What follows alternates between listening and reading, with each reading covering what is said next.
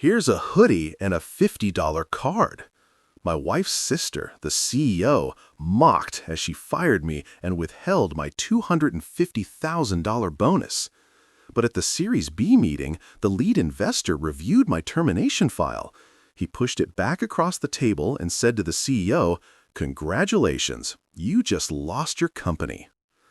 You know that moment when you realize you've been replaced by a piece of cheap cotton?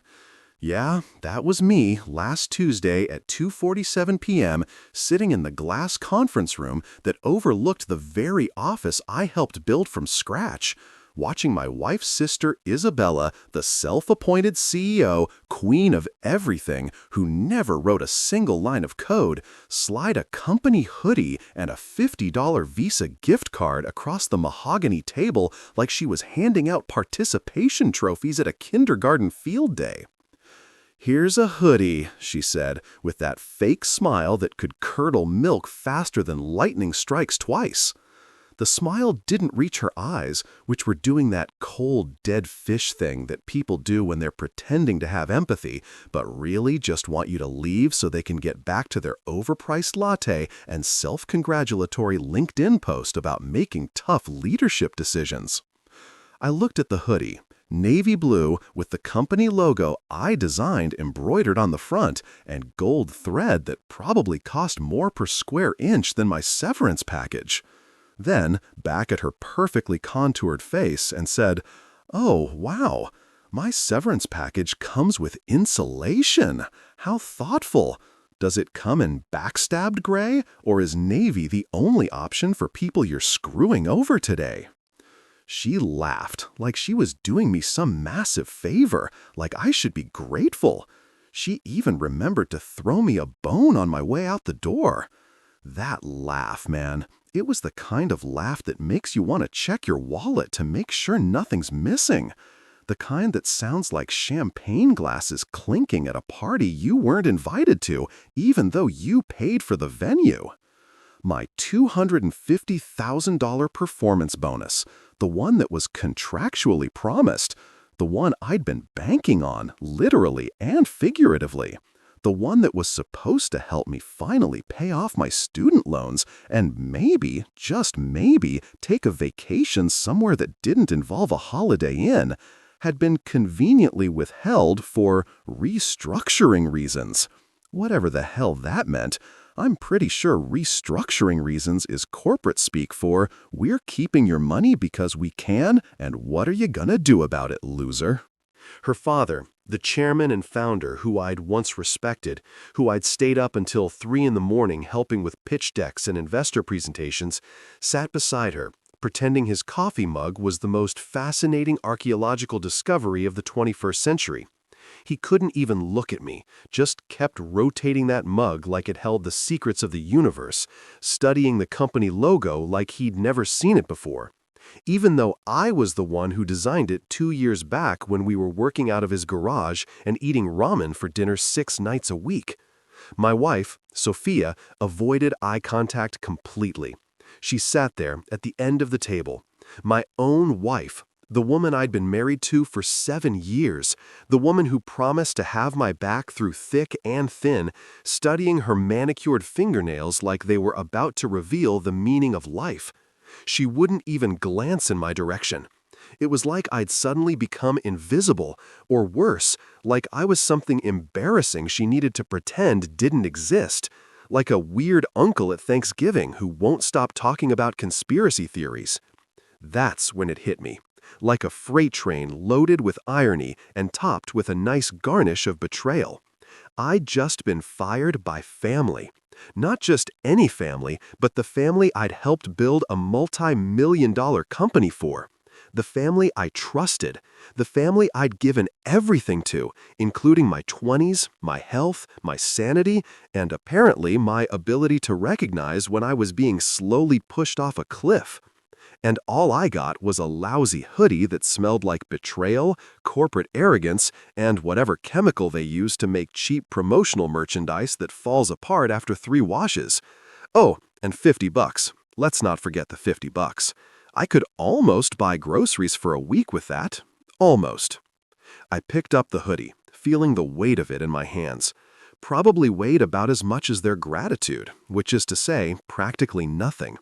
The fabric was that weird synthetic blend that makes you sweat when it's warm and provides absolutely no warmth when it's cold. Perfect metaphor for this whole situation. Really? Is there a receipt? I asked, keeping my voice level even though I wanted to scream, in case I want to return it for something more useful, like my dignity or maybe just store credit. Isabella's smile tightened. We think you'll find this is a generous package given the circumstances. The circumstances being that I built the core platform you're all getting rich off of. You were compensated fairly for your work, she said, her voice taking on that HR-approved tone. That means the conversation is over and you're supposed to just accept your fate like a good little terminated employee.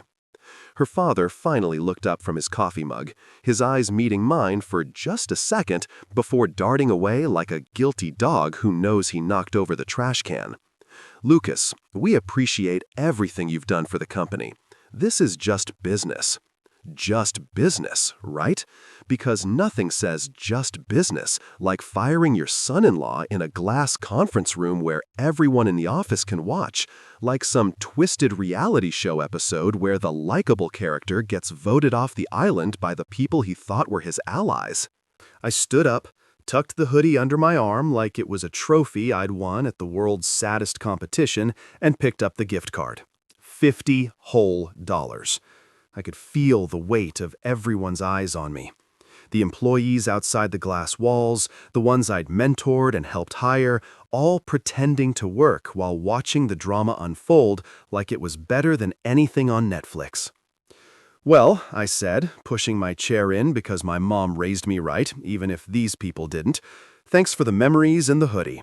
I'll treasure it forever, or at least until it shrinks in the wash, which, based on the quality, should be roughly next Tuesday. I walked toward the door and Isabella called after me. Your access will be revoked by end of day. Security will escort you out. Of course they would, because nothing says we value your contributions like having a 19-year-old security guard named Chad watch you pack your desk into a cardboard box like you're some kind of criminal who might steal the staplers on your way out. As I left that conference room, walking past the desks I'd helped pick out, past the motivational posters I'd always found ridiculous, past the coffee machine I'd personally funded when the company was too broke to buy one, I felt something shift inside me.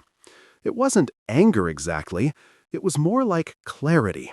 The kind of clarity you get when you finally realize you've been playing chess with people who don't even know the rules, who think the knight moves in a straight line, and the checkmate is just a suggestion. They thought they'd won. They thought they'd gotten rid of the problem, cleared the dead weight, simplified the cap table. Whatever corporate buzzword makes people feel better about screwing over the people who actually did the work. But here's the thing about underestimating people. It's really, really fun to prove them wrong. And I had a feeling, just a tiny, delicious little feeling buried under all the humiliation and shock, that this wasn't over. Not even close. I walked out of that building wearing my new hoodie, $50 richer and $250,000 poorer, but with something they couldn't take away. I knew where all the bodies were buried. Metaphorically speaking, of course. And sometimes knowledge is worth more than money. Sometimes it's worth everything. It wasn't always this ridiculous, you know. There was actually a time when we were all on the same team. Back when dreams were bigger than egos and nobody was wearing designer suits to meetings because nobody was having meetings. We were too busy actually working. I joined the company back when it wasn't even a company. Just an idea scribbled on napkins and a 2-car garage in Pasadena that smelled like burnt pizza, stale energy drinks, and the kind of desperation that comes from believing you're about to change the world armed with nothing but laptops held together with duct tape and pure stubbornness. This was before the fancy office with the exposed brick and the artisanal coffee bar. This was when office perks meant someone remembered to buy toilet paper for the bathroom we shared with the garage's water heater. Isabella didn't even know what a motherboard was back then. I'm not being mean, that's just a fact. She literally thought it was something that came with Wi-Fi built in, like it was a household appliance you could pick up at Best Buy. "Does it come in white?" she asked once, completely serious, while I was elbow deep in a server rack trying to figure out why our whole system kept crashing every 47 minutes like clockwork. Robert, back when I was allowed to call him Robert instead of Mr. Sterling or Sir or the guy who pretends not to know me at company functions, had the business vision. He'd made some money in real estate, had connections with investors, understood market timing, and all that MBA stuff that sounds impressive at cocktail parties. But tech? The man could barely send an email without accidentally CCing his entire contact list and somehow attaching the same file 17 times. That's where I came in, fresh out of Carnegie Mellon with a degree in computer science. Stupid enough to believe that talent and hard work actually mattered. Naive enough to think that helping build something from the ground up meant you'd actually get credit for it later. I was 24 years old and convinced I was going to be the next tech success story. Spoiler alert, I was half right about the success story part, just wrong about who'd be taking credit for it. We used to pull all-nighters in that garage, surviving on pizza that we ordered from the same place so often that the delivery guy, Marcus, knew our order by heart and started just showing up at midnight without us even calling. "Extra large pepperoni, breadsticks, and a 2-liter of Mountain Dew," he'd say. And we'd hand him cash we couldn't really afford to spend because nobody had explained to us that you're supposed to eat things other than pizza when you're building a startup.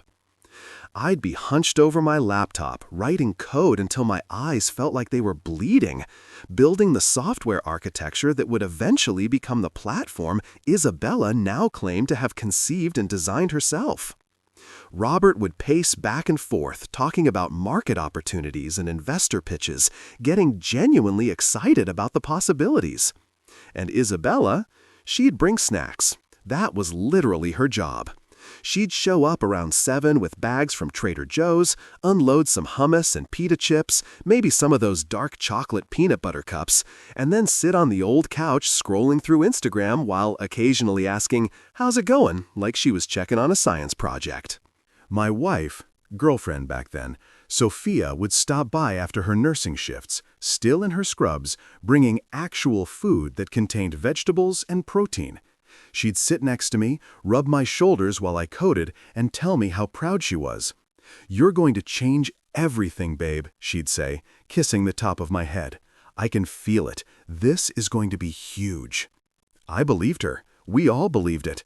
That's the thing about the garage days. Everyone's equal when you're all sitting on folding chairs, and the biggest perk is that someone sprung for name-brand soda instead of the generic stuff that tastes like disappointment and artificial sweeteners. Robert used to say it all the time. "Someday this will be huge. Someday people will be talking about what we built here."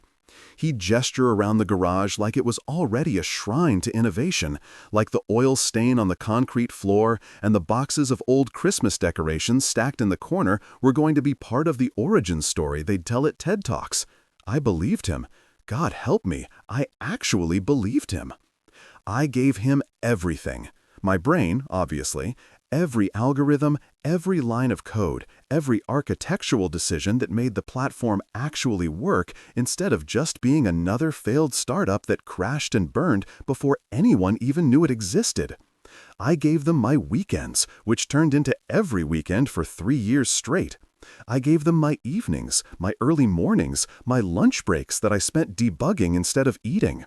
I gave them a spine shaped like a question mark from sitting too long at a desk that was actually a folding table we'd bought at a garage sale for $15.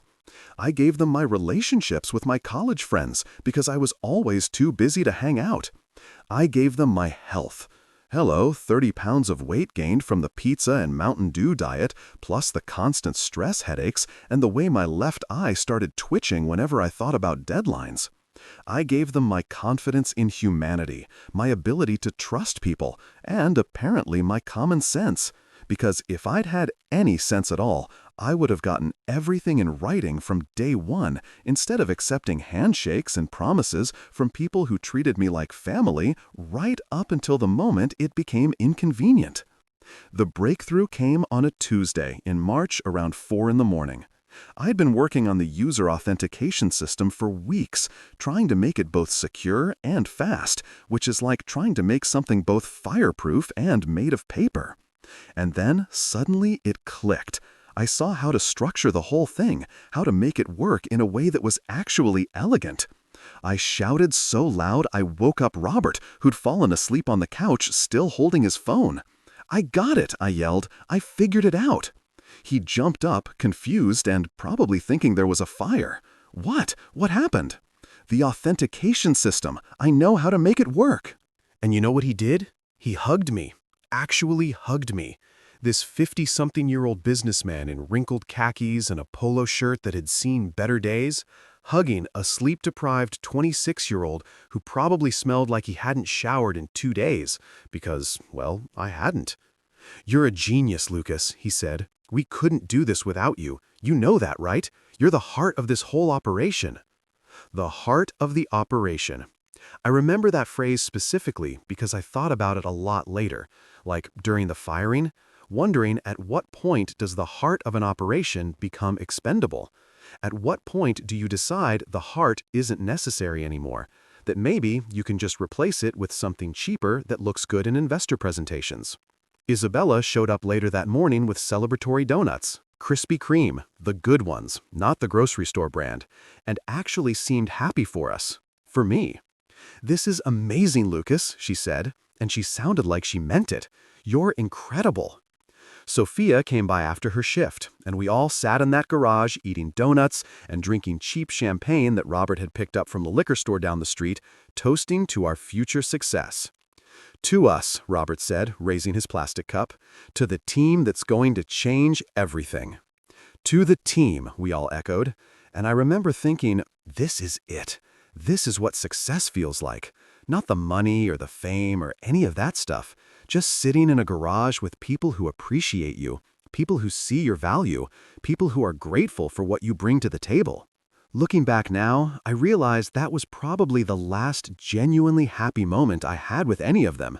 After that, things started changing. Slowly at first, so slowly I didn't even notice. But they changed. The garage got replaced with a real office. The folding chairs became Herman Miller chairs. The pizza became catered lunches from trendy restaurants.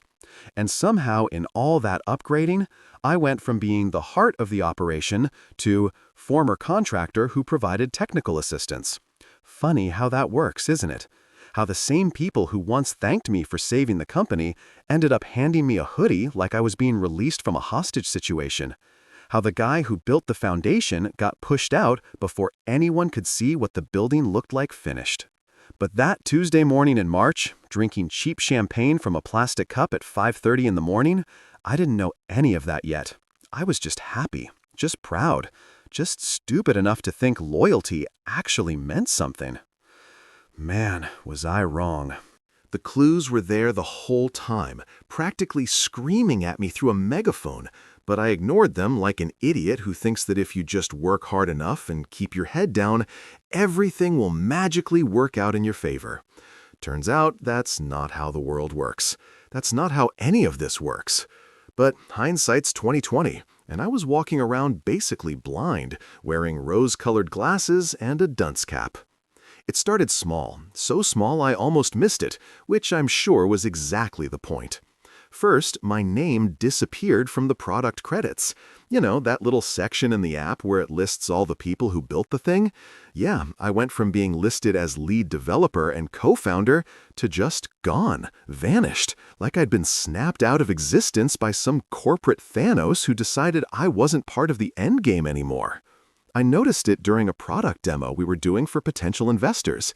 Isabella was showing off the app on the big screen in the conference room, clicking through features I'd spent months building, and when she scrolled past the credits page, I saw it. Or rather, I didn't see it. My name just wasn't there.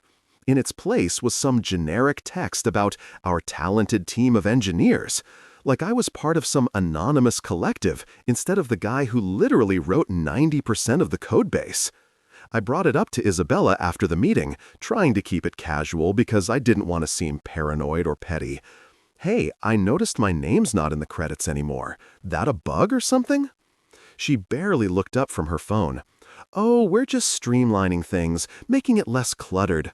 You know how investors are. They don't want to read through a bunch of names. They want clean, simple design, right?"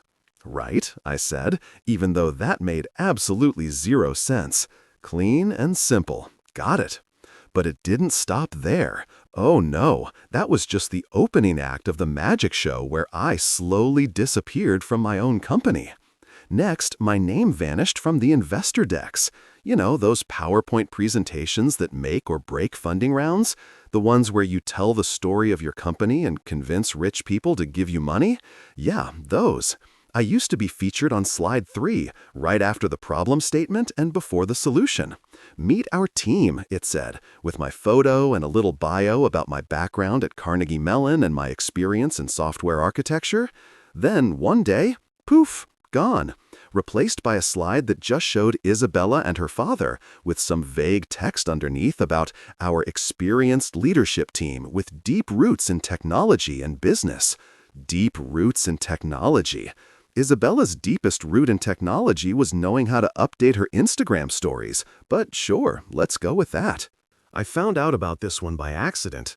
I was walking past the conference room, the same glass box where I'd eventually get fired, actually, which is kind of poetically ironic, and saw Isabella rehearsing her pitch. I stood there watching through the glass, and when that slide came up, I literally felt my stomach drop. It was like watching yourself get erased in real time, like Back to the Future when Marty starts disappearing from the photograph, except nobody was trying to fix it. They were just letting me fade away. Then came the group chat incident, which honestly should have been my wake-up call, the moment where I packed my stuff and got the hell out. But no, I was still operating under the delusion that we were all friends here, all family, all in this together. We had this Slack channel called #FoundingTeam, where the core group of us would discuss strategy, share updates, make decisions about the direction of the company. It was me, Isabella, Robert, and Tom, our CFO, who joined early on. One day, I sent a message about a critical security update we needed to implement, something that couldn't wait because we just hit 50,000 users and our current setup was basically held together with digital duct tape and prayers. Nobody responded, not for hours. I kept checking my phone, refreshing Slack, thinking maybe there was a glitch. Finally, around 6 p.m., Isabella responded, but not with words, just a thumbs-up emoji. A single solitary thumbs-up emoji to a message about a critical security issue that could have tanked the entire company if something went wrong. I texted Tom directly, "Hey, did you see my message in the Founding Team channel?" "What channel?" he wrote back. My blood went cold. #FoundingTeam, the one we've been using for like 2 years. 3 dots appeared, then disappeared, then appeared again. Finally, "Dude, I'm not in a channel called that. There's a #leadership team channel, but you're not." Oh, hang on. He didn't text back after that. Later, I found out what happened. They'd created a new channel, moved everyone except me into it, and just left me in the old one, typing messages into the void like some kind of digital ghost haunting the Slack workspace. Occasionally, someone would pop back into the old channel to respond with a thanks emoji or a got it, just to keep up appearances. But all the real conversations were happening somewhere I couldn't see. When I asked Isabella what was going on, she gave me this practiced smile, the kind politicians use when they're about to lie to your face and pretend it's for your own good. "We're just simplifying communication, Lucas. Too many channels, too much noise. We're trying to be more efficient." "Efficient?" I repeated, tasting the word like it was poison. Right, so efficient that I'm not included in conversations about the company I helped build. "You're still part of the #tech team," she said, like she was doing me a favor. "All the development discussions happen there." Yeah, the #TechTeam channel, where I'd been demoted from co-founder to just another developer, from someone who made decisions to someone who implemented other people's decisions, from a person with a name to just another cog in the machine. Even the interns started noticing. Kyle, this kid fresh out of college with the kind of enthusiasm that made me remember what it was like to actually enjoy working there, pulled me aside one day in the break room. He looked nervous, like he was about to tell me something he wasn't supposed to know.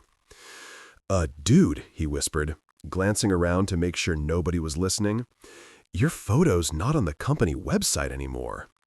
I pulled out my phone right there, navigated to the About Us page, and sure enough, Kyle was right. The page that used to have 4 headshots now only had 3. Isabella, Robert, and Tom, all smiling professionally like they just won some kind of award for entrepreneurship. Me? Nowhere to be found. It was like I never existed. "Maybe the server's allergic to loyalty," I said, trying to play it off as a joke, even though I felt like someone had punched me in the gut. Kyle didn't laugh. He just looked at me with this mix of pity and confusion, like he couldn't understand why I was still there, why I hadn't already figured out what was happening. "Man, that's messed up," he said. "Yeah," I agreed. "It really is." That was the first time I realized I wasn't just being left out. I was being erased. Systematically, deliberately erased.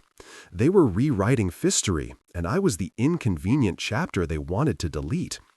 Every trace of my contribution was being scrubbed away, like I was some kind of mistake they needed to correct, some error in the code that needed debugging. I started documenting everything after that. Screenshots of the old website with my name on it, saved copies of the original investor decks, emails where Robert and Isabella thanked me for my work and called me essential to the company's success. I didn't know what I was going to do with all of it yet, but some instinct told me to keep records, to have proof that I existed, that I mattered, that I'd actually done what I knew I'd done. Because at a certain point, when enough people tell you that you're not important, that you're just technical assistants, that you're expendable, you start to wonder if maybe they're right. You start to question your own memories, your own worth, your own reality. But I had the emails, I had the screenshots, I had the code itself sitting in repositories with my name on every commit. They could erase me from their presentations and their websites and their Slack channels, but they couldn't erase the truth. Not yet, anyway. Looking back, I should have seen what was coming. The erasure was just preparation, softening the ground before they dropped the bomb. They were building a narrative where I'd never really mattered, where my contributions were minimal, where firing me would barely register as a blip on anyone's radar. They were writing me out of the story before they kicked me out of the building. And for a while there, I almost let them get away with it. One late night while packing my files, because apparently, even though they were erasing me from existence, I still had to organize my own digital funeral, I saw a new folder on the shared drive labeled founding_narrative final. And let me tell you, when you see a folder with your company's name on it, followed by the words founding narrative, and you weren't consulted about said narrative, that's what we call a red flag the size of Texas. It was 11:30 on a Thursday, and I was the only one still in the office because I was an idiot who thought staying late showed dedication. Everyone else had gone home to their lives, their families, their normal human activities that didn't involve slowly realizing you were being screwed over by people you trusted. I was sitting there in the dim overhead lighting, my desk lamp casting weird shadows across my keyboard, going through folders and downloading files to my external hard drive because something in my gut told me I'd need them later. The shared drive was organized like a digital junk drawer, folders within folders, random files with names like final.v3_usethis_docs because nobody in the history of startups has ever figured out version control for documents. I was clicking through, half paying attention, when I saw it. Brand new folder. Created 3 days ago. Founding_narrative final. I should have closed it. I should have respected whatever privacy boundary that folder represented and just kept packing my stuff. But curiosity killed the cat, and apparently it was also about to radicalize the software developer. So I double-clicked. The folder opened, and there it was, a 37-page document titled Company Origin Story, Investor Materials. 37 pages. I opened it, took a sip of my now cold coffee, and started reading. Page 1 was fine. Standard stuff about market opportunity, the problem we were solving, why now was the right time. Page 2 talked about Robert's background in business, his success in real estate, his visionary leadership. Okay, fine. That was all true, more or less. Page 3 is where things got interesting. Isabella Sterling, founder and chief executive officer, conceived the original platform architecture in early 2019. I read that sentence 3 times, thinking maybe I was having a stroke. Maybe the fluorescent lights had finally fried my brain. Maybe I'd fallen asleep at my desk and this was all just a stress dream brought on by too much caffeine and not enough therapy. Isabella had conceived the platform architecture? Isabella, who thought a motherboard was a Wi-Fi accessory? Isabella, who once asked me if we needed to download more RAM?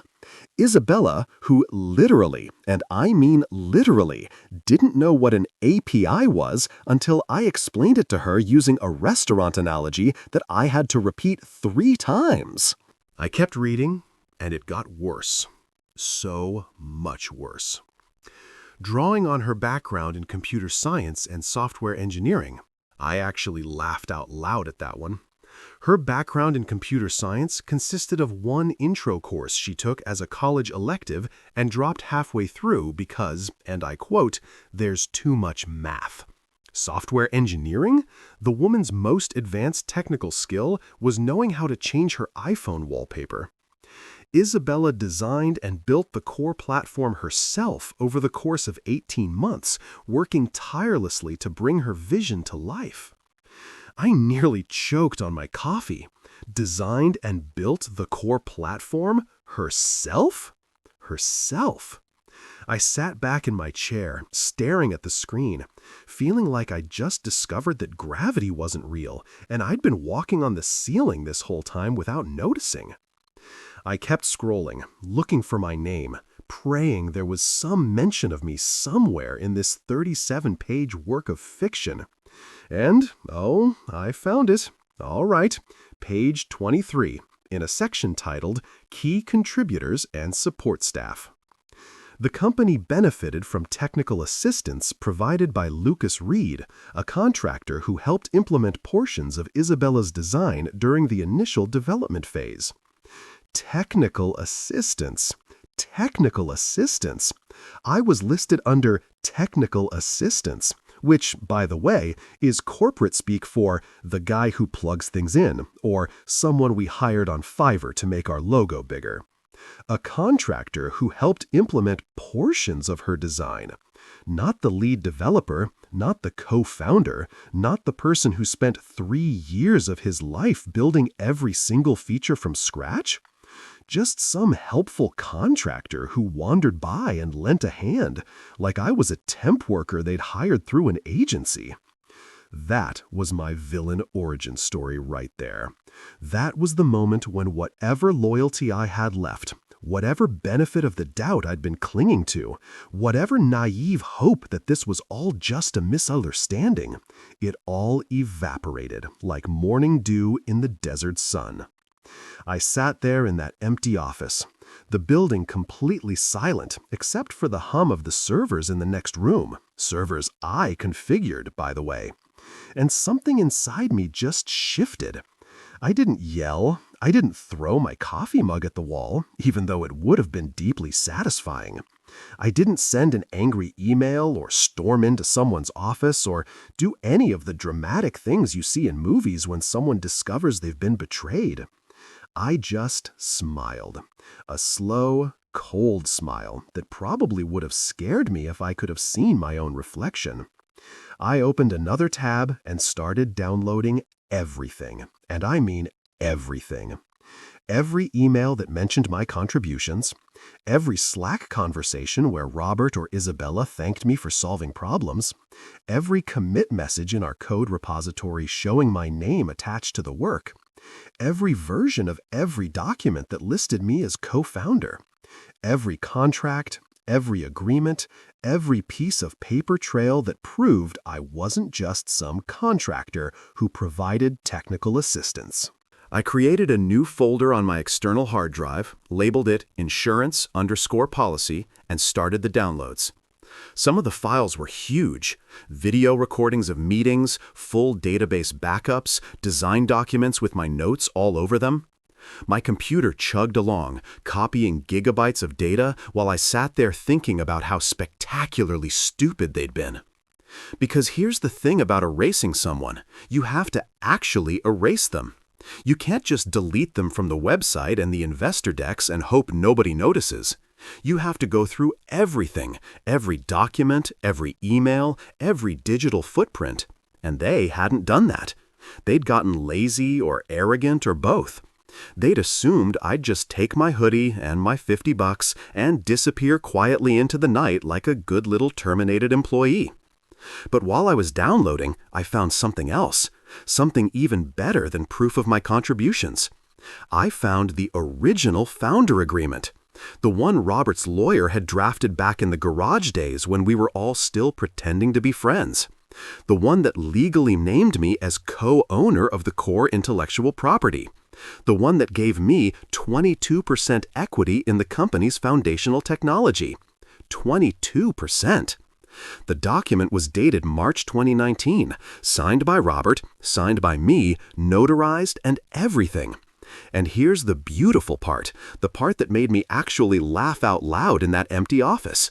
They'd never updated it, never filed a new agreement, never had me sign away those rights.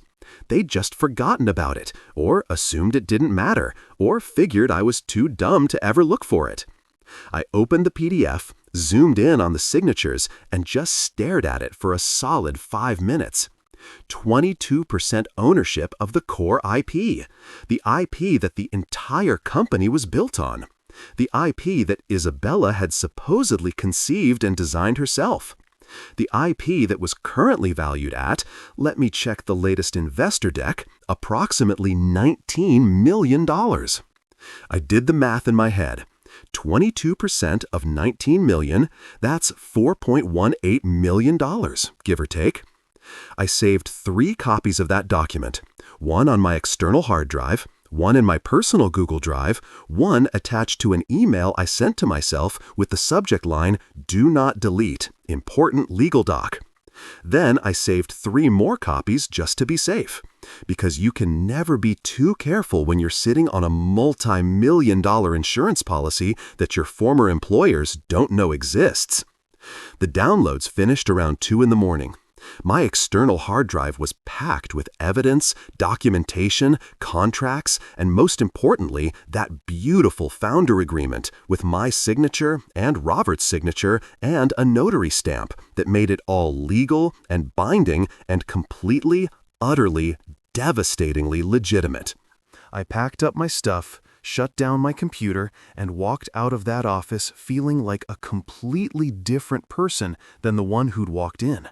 I wasn't angry anymore, I wasn't hurt, I wasn't confused or betrayed or any of those messy emotions that had been eating at me for months. I was patient and focused and very, very interested in seeing how this was all going to play out. Because Isabella had written herself a nice little fairy tale where she was the genius founder who'd built everything herself. She'd created a narrative where I didn't exist, where my contributions were minimal, where I was just some forgettable contractor who'd helped out here and there. But narratives, I'd recently learned, can be rewritten, and I had the receipts, all of them, backed up in triplicate. They wanted to play revisionist history? Fine, game on. But they should have remembered something important about people who build platforms from scratch. We're really, really good at understanding systems, at finding the vulnerabilities, at knowing exactly where the weak points are and how to exploit them. And their weak point was sitting on my external hard drive in a folder labeled insurance_policy, waiting for exactly the right moment to completely destroy their carefully constructed fiction. I just had to be patient. Let them think they'd won. Let them celebrate their victory over the erased contractor who'd helped out with some technical stuff. And then, when they least expected it, show them what happens when you underestimate the guy who actually built the thing you're trying to steal. 2 weeks later, they made it official. Because apparently, slowly erasing someone from existence isn't enough. You also have to perform the ritual humiliation of an actual termination meeting, complete with corporate buzzwords and fake sympathy that makes you want to crawl out of your own skin. I got the calendar invite on a Monday morning. Quick check-in with Isabella and Robert. Classic. They couldn't even be honest in the meeting title. Should have been called, "We're firing you today, hope you didn't have plans," or "The part where we pretend this isn't personal, please dress accordingly." I knew what was coming. Obviously, after finding that founding narrative document and downloading every shred of evidence I could get my hands on, I'd been waiting for this moment. The only question was how they were going to do it. Would they try to make it seem mutual? Blame it on budget cuts? Claim I wasn't a cultural fit anymore, which is corporate speak for "we don't like you but can't legally say that." I put on my best outfit that morning, not because I wanted to look professional, but because I wanted them to see exactly who they were screwing over. Navy blazer, nice shirt, the good jeans that actually fit right.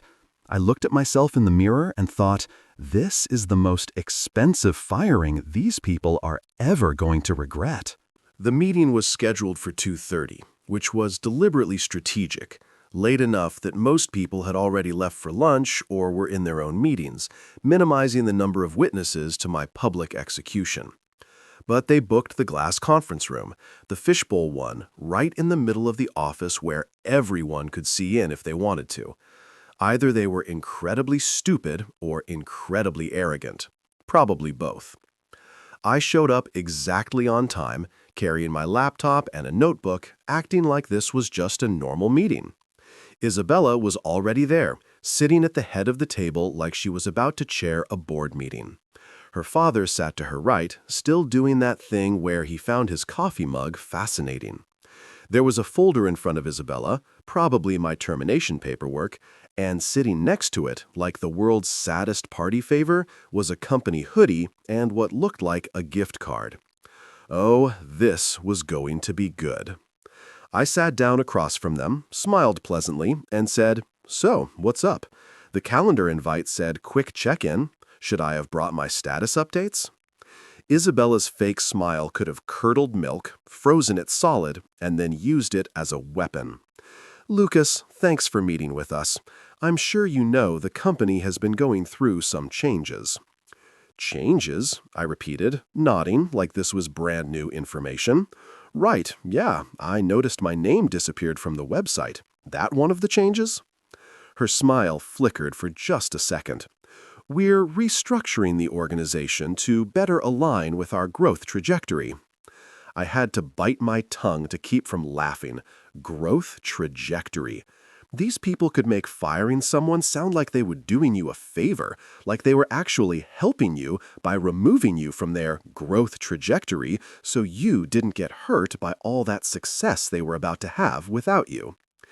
"And as part of this restructuring," she continued, sliding into her rehearsed script like she'd practiced this in front of a mirror, "we've made the difficult decision to transition away from some of our early contractor relationships."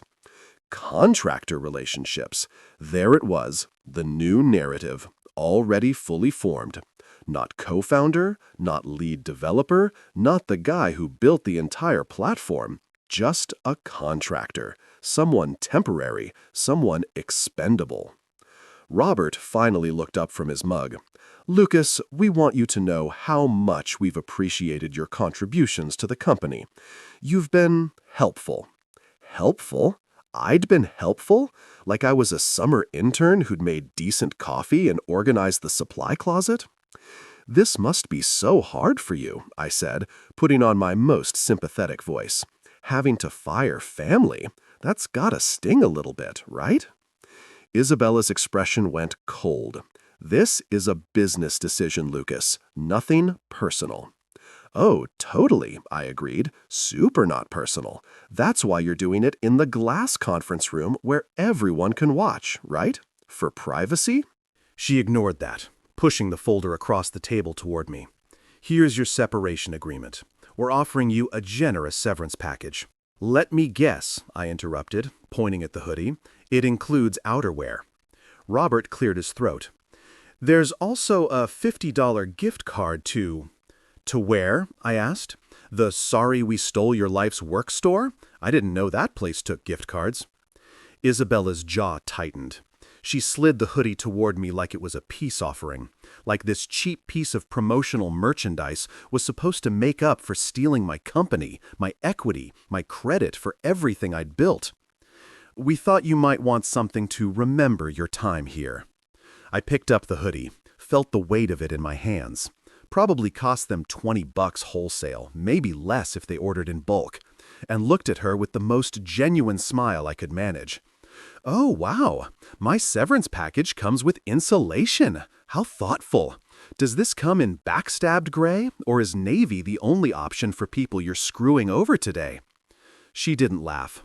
Her father shifted uncomfortably in his chair, and I could see Isabella's perfectly manicured fingers drumming on the table, a tell that she was getting annoyed. Good. I wanted her annoyed. I wanted her uncomfortable. I wanted her to remember this moment later when everything fell apart. "There's also the matter of your bonus," she said, trying to regain control of the conversation. "Unfortunately, due to the restructuring, we won't be able to honor the performance bonus outlined in your original agreement." Ah, there it was. The $250,000 they were just casually deciding not to pay me. "Restructuring reasons," I said. "Right. That's what we're calling theft now." "It's not theft," Isabella said, her voice getting sharper. "It's a business decision based on current financial realities and the fact that you'd rather keep the money than pay the person who actually earned it," I finished. "Yeah, I get it. Financial realities. Gotta love those." Robert finally found his voice. "Lucas, you're being unreasonable. We're offering you a fair package considering the circumstances." I looked at him. This man who'd hugged me in his garage at 4 a.m, who'd called me a genius, who'd told me I was the heart of the operation? "Fair?" I said, quietly. "You think this is fair?" He couldn't hold my gaze, dropped his eyes right back to that coffee mug like it held the secrets of the universe. I stood up, tucked the hoodie under my arm like it was a trophy I'd won at the world's saddest competition, and picked up the gift card. $50 whole. I could almost buy groceries for a week with that. Almost. "Well," I said, pushing my chair in because my mother raised me to have manners even when dealing with backstabbers and thieves. "Thanks for the memories and the hoodie. I'll treasure it forever, or at least until it shrinks in the wash, which based on the quality should be roughly next Tuesday." Isabella stood up too, trying to maintain some semblance of control over this conversation that had definitely not gone according to her script. "Your access will be revoked by end of day. Security will escort you out to collect your personal items." "Security," I repeated, because obviously I'm such a threat. Might steal some post-it notes on my way out? "Guard the supply closet, Isabella. I'm feeling dangerous." I walked toward the door, and she called after me, probably feeling like she needed to get the last word in, needed to assert her authority one more time. "Lucas, I hope you understand this is nothing personal. Sometimes businesses need to make tough choices to move forward." I stopped at the door, turned back to look at both of them sitting there in their expensive chairs in their glass conference room with their stolen company and their fake narrative about who built what. "You know what's funny?" I said. "I actually hope you're right. I hope this is just business, because if it's personal, that means you're doing this because you actually hate me. But if it's just business, that means you're doing this because you think you can get away with it. And honestly, that's way more interesting." Isabella's expression flickered with confusion. What's that supposed to mean? I smiled. A real smile this time, not the fake corporate ones we'd all been wearing like masks. "Nothing, just an observation. Enjoy your growth trajectory." I walked out of that conference room with my hoodie under my arm and my dignity mostly intact, very aware that everyone in the office was pretending not to watch while absolutely watching. I could feel their eyes on me, probably waiting to see if I'd make a scene, if I'd yell or cry or storm out dramatically. But I didn't do any of that. I just walked calmly to my desk where a 19-year-old security guard named Chad was already waiting, looking apologetic and uncomfortable because he knew this was messed up, but it was his job and he needed the paycheck. "Hey, Chad," I said, pulling out my desk drawer. "Ready to watch me pack up 3 years of my life into a cardboard box? Should be super fun." "Sorry, man," Chad muttered. "This sucks." "Yeah," I agreed, dumping pens and notebooks into the box. "It really does." But here's what nobody knew, what nobody could see. I wasn't defeated. I wasn't broken. I was patient, and I was playing a completely different game than the one they thought we were playing. They thought they'd won. They thought they'd successfully removed the problem, cleared the dead weight, simplified their cap table. They thought I was just another expendable employee who'd take his hoodie and his $50 and disappear quietly into the night. They had no idea what was coming. No idea that I had their founder agreement, their emails, their documents, their entire house of cards documented and backed up in triplicate. I walked out of that building carrying my cardboard box and wearing my hoodie of shame. And I was genuinely smiling, because sometimes losing the battle means you're about to win the war. And I was about to win so hard. While they celebrated my departure, and oh, they celebrated, I heard through the grapevine that Isabella literally ordered champagne for the office the day after I left. I was busy setting up a completely different game board. One they didn't even know existed. One they wouldn't see until it was way too late to do anything about it. See, here's what people don't understand about revenge. It's not about anger.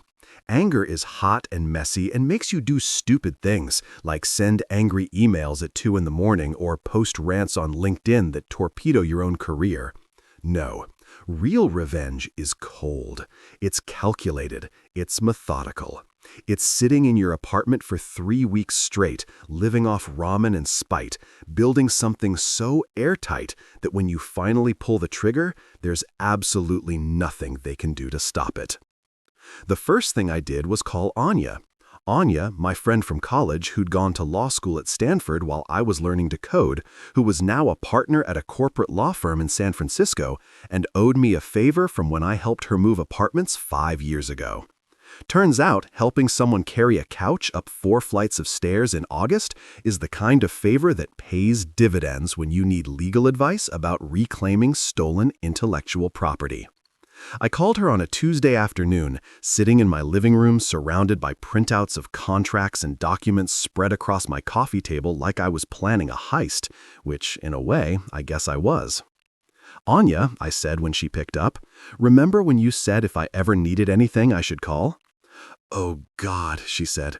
"What happened? Did you kill someone? Please tell me you didn't kill someone. I do corporate law, not criminal defense."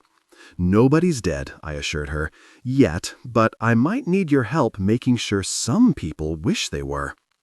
There was a pause, and then I heard her office chair creak as she sat up. "I'm listening." I laid out the whole story. The erasure, the fake founding narrative, the firing, the stolen bonus, all of it. And then I told her about the founder agreement, the one that gave me 22% ownership of the core IP, the one they'd apparently forgotten existed. She was quiet for a long moment. Then, "You're telling me you have a signed, notarized agreement giving you equity in intellectual property that's currently valued at $19 million? And they just forgot about it, apparently? Lucas, that's the dumbest thing I've ever heard. And I once had a client who tried to trademark the word "the." So, I have a case. Have a case? Dude, you have a nuclear weapon. We just need to figure out when and how to detonate it for maximum impact. That conversation lasted 3 hours. By the end, we had a plan. A beautiful, airtight, completely legal plan that would make Isabella's fake founding narrative look like the fiction it was. Step 1. Form a holding company. Something discreet, something that wouldn't raise any red flags if someone happened to Google it. We settled on Nexus Bridge Systems Incorporated in Delaware, because Delaware's corporate laws are basically designed for situations exactly like this. Anya handled all the paperwork, filed everything properly, made sure every I was dotted and every T was crossed. Step 2. Transfer the IP rights. This was the tricky part, the part where we had to be absolutely certain everything was legal and documented. Anya drafted a transfer agreement that moved the intellectual property from me personally to Nexus Systems, based on the original founder agreement that had never been invalidated or superseded. We got it notarized, filed it with the proper authorities, made it official. The beauty of it was that we didn't need their permission. The original agreement was clear. I own 22% of the core IP. I could do whatever I wanted with my share, including transferring it to a holding company. It was like owning 22% of a house and deciding to put your portion in a trust. You don't need the other owner's permission to manage your own property. Step 3. Stay completely silent. This was the hardest part, honestly. I wanted to post about it online, wanted to tell people what was happening, wanted to shout from the rooftops about how I was about to take back everything they'd stolen. But Anya was firm. The moment you say anything publicly, you lose the element of surprise, she explained. Right now, they think you're just some disgruntled ex-employee who's licking his wounds. Let them think that. Let them get comfortable. Let them keep building their company on IP they don't actually fully own. So I stayed quiet, didn't post on LinkedIn, didn't subtly tweet about karma or justice or any of those vague things people post when they're mad but trying to be cryptic, didn't even tell most of my friends what I was planning. Just kept my head down and let everyone think I'd moved on. But I wasn't alone in this. Kyle, the intern who'd pulled me aside to tell me my photo was gone from the website, reached out about a week after I got fired. He sent me a message on my personal email. "Dude, I can't work there anymore. What they did to you was wrong. If you're doing anything to fight back, I want to help." Kyle was young, maybe 23, still had that idealism that makes you think the world should be fair and people should be honest. I almost told him not to get involved, that he should just keep his head down and collect his paycheck. But then I remembered that I'd been exactly like him once, and maybe someone should have helped me back then. "Can you document everything?" I asked him. "Every time Isabella takes credit for something she didn't do, every meeting where they talk about the founding story, every investor pitch where they rewrite history." "Already been doing it," he said. "I've got recordings. Is that illegal in California?" "Only if you don't tell them you're recording. But if you're in a meeting and your phone happens to be on the table recording a voice memo for your own notes, that's legal." Kyle turned out to be an incredibly useful ally.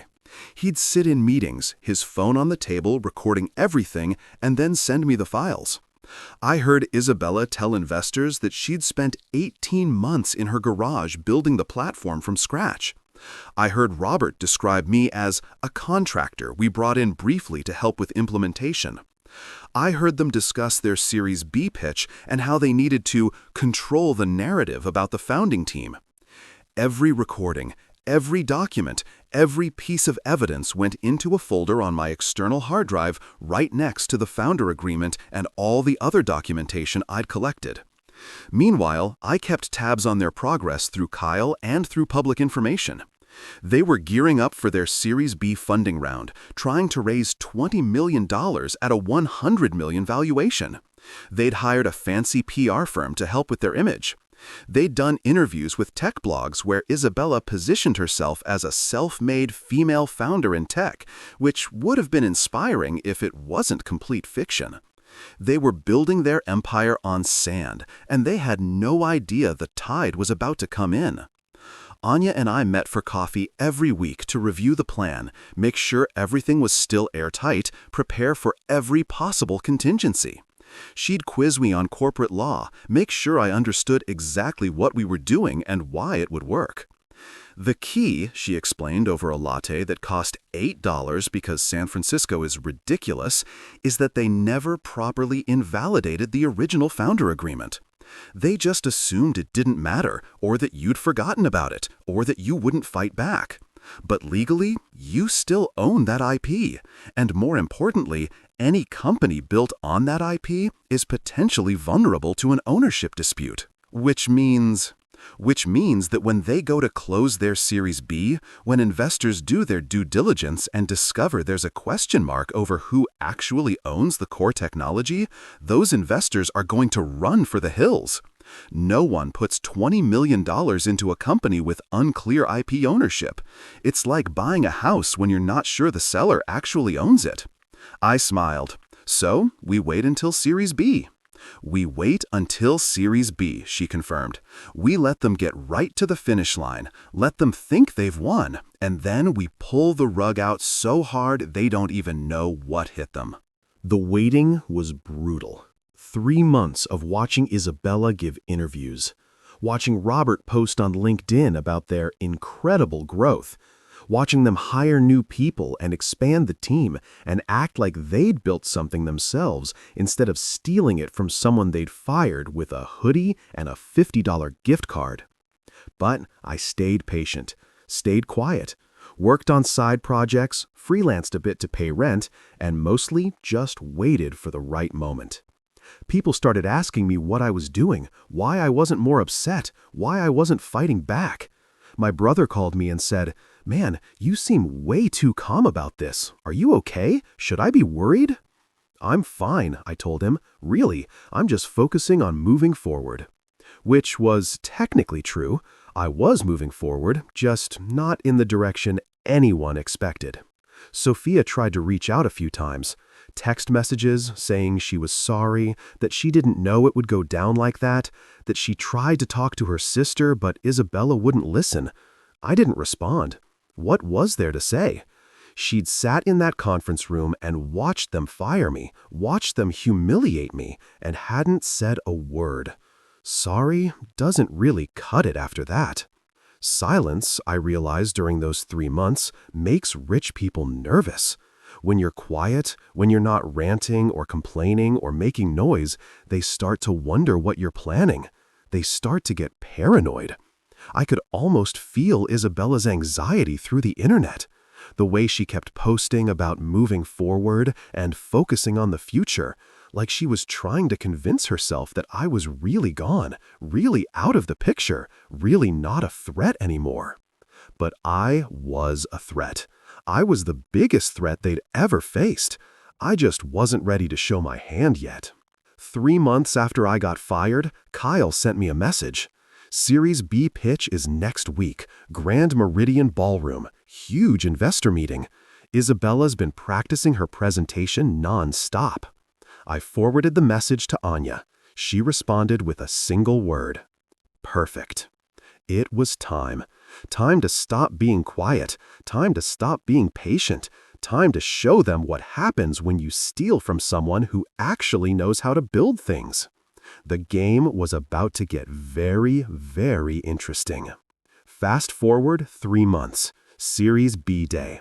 The day Isabella had been preparing for like it was the Olympics and she was going for gold in the backstory event. They booked the Grand Meridian Ballroom because apparently nothing screams we're a scrappy startup like dropping what I estimated to be at least 50 grand on a venue that looked like it was designed for royal weddings. $10,000 floral arrangements. And yes, I looked up how much those massive centerpieces cost because I'm petty like that. Crystal chandeliers, waiters in actual bow ties serving champagne, and those tiny appetizers that cost $40 a plate and leave you hungrier than when you started. The whole thing was so over the top. It was almost impressive. Almost.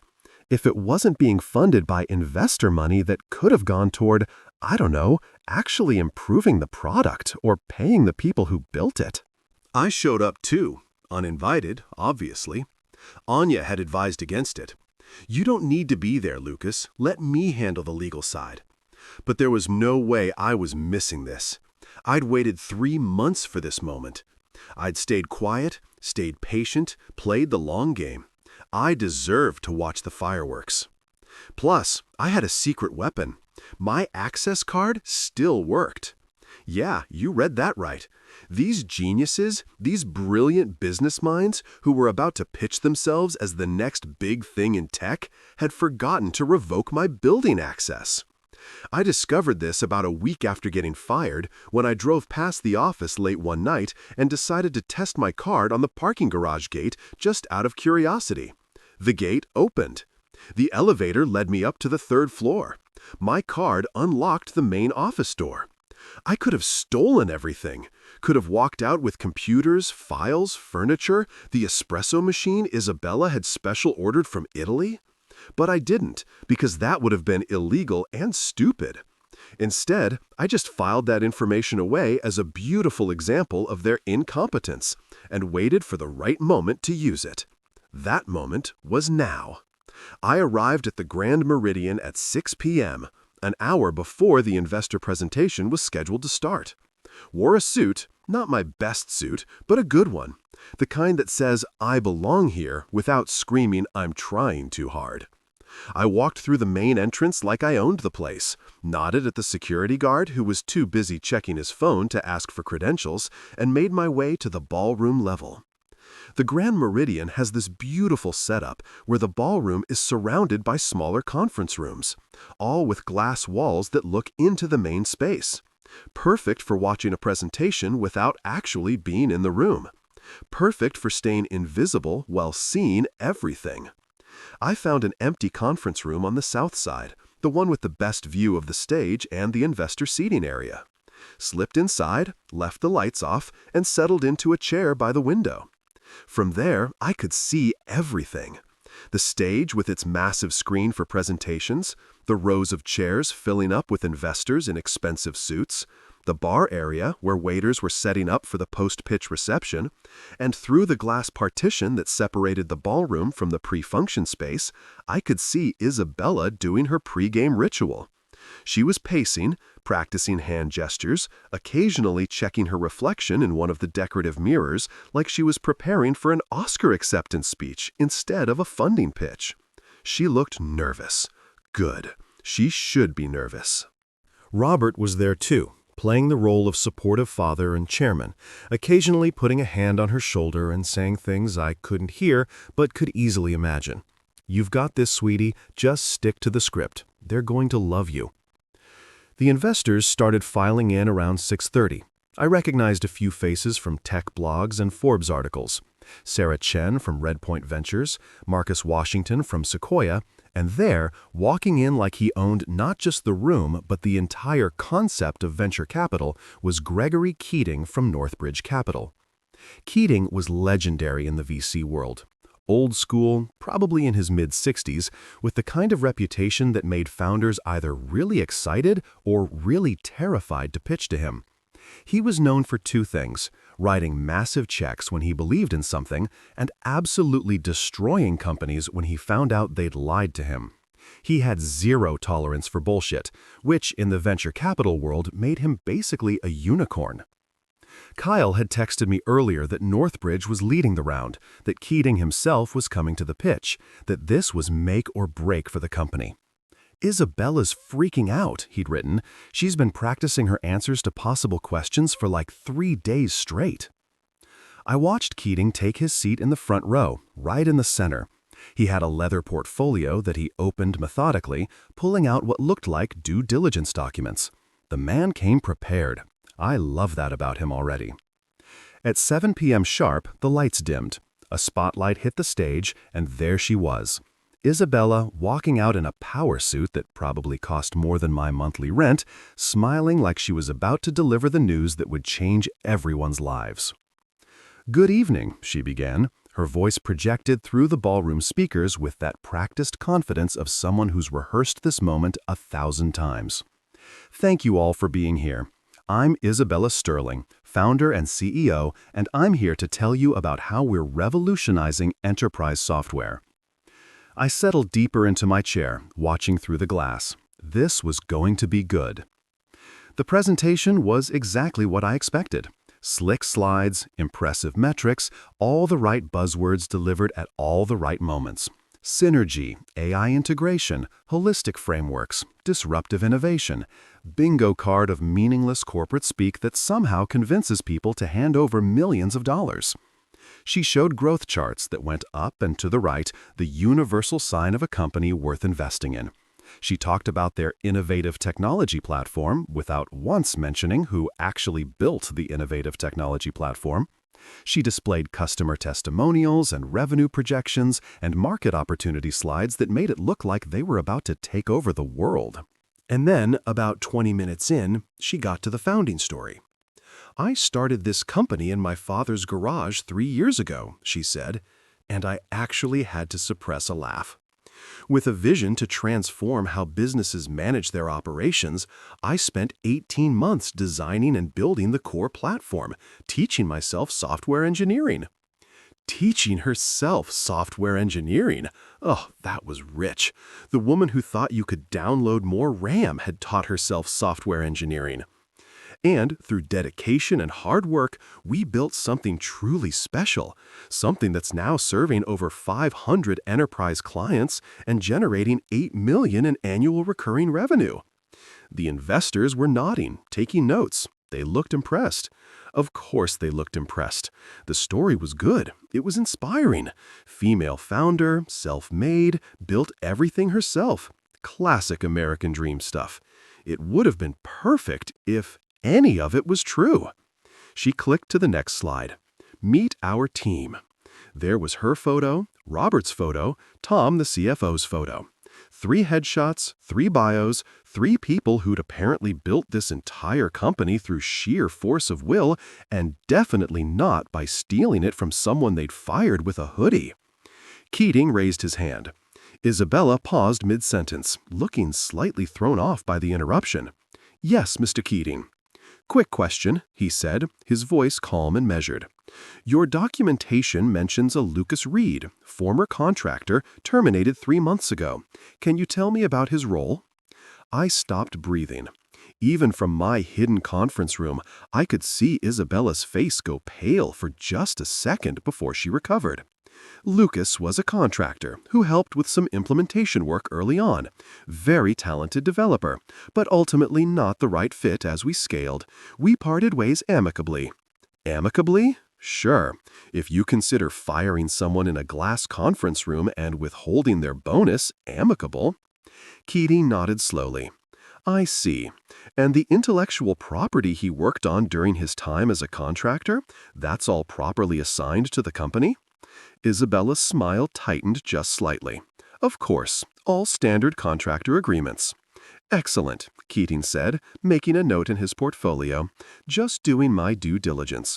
Please continue." She continued, but I could see she was rattled.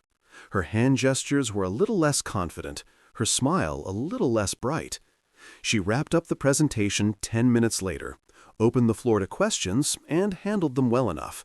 The investors seemed satisfied. The mood in the room was positive. This was it, the moment where they thought they'd won, the moment where Isabella believed she'd successfully pulled off the heist, convinced everyone that she was the brilliant founder who'd built everything herself. I pulled out my phone and texted Anya. They just finished the pitch. Keating asked about me. She lied. "You're up." 3 dots appeared. Then, "On it. Stay where you are. This is going to be fun."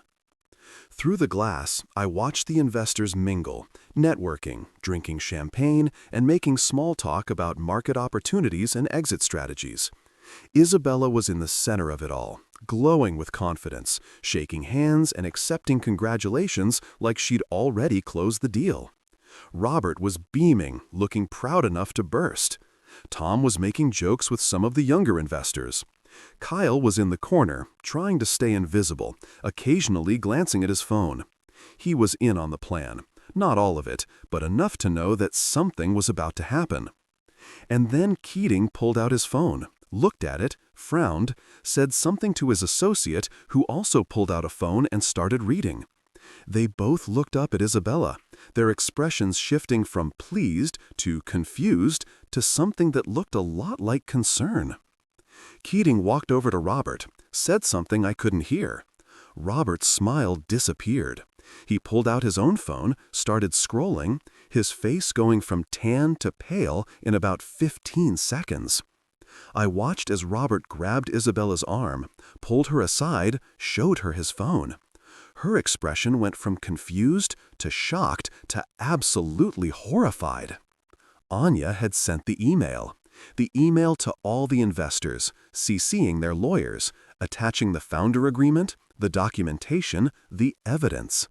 The email that politely explained that there was a significant question about intellectual property ownership, that 22% of the core technology was actually owned by Nexus Bridge Systems, and that any investment made without resolving this issue would be legally complicated at best and completely worthless at worst.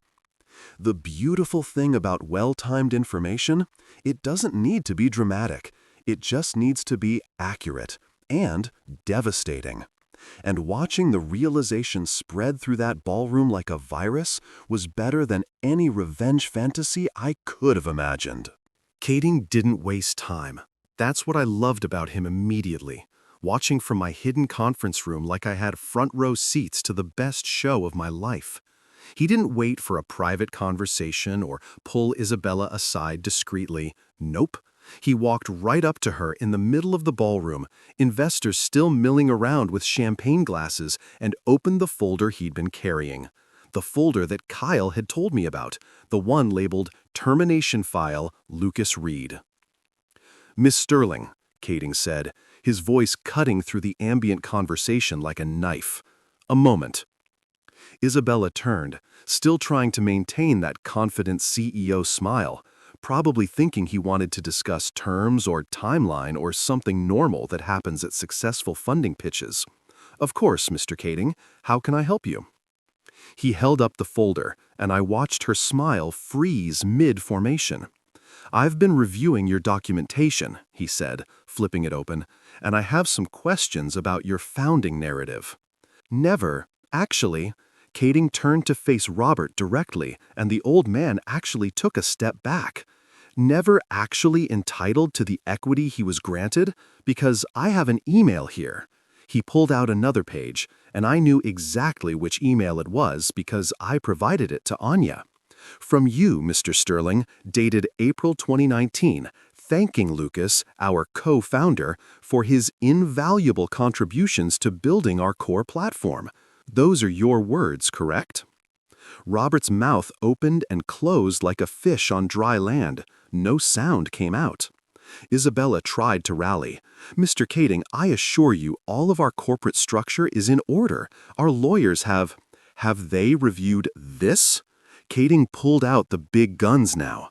"A copy of the founder agreement, the one with the notary stamp, the one that legally gave me 22% of the IP." He held it up like a prosecutor presenting evidence.